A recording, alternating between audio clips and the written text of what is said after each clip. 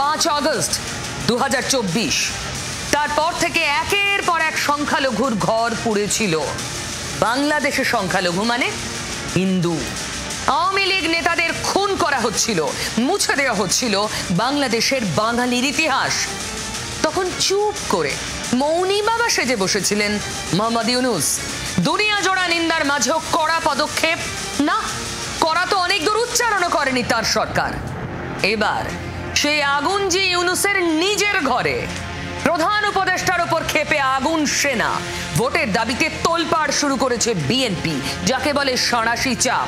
আর এই খেলায় প্রতি সেকেন্ডে রং বদলাচ্ছেন মোহাম্মদ ইউনূস, স্টান্টের পর স্টান্ট। বৃহস্পতিবার ইউনূসের পদত্যাগের ইচ্ছা প্রকাশ, শুক্রবার দিনভর তোলপাড়, শনিতে ডিগবাজি।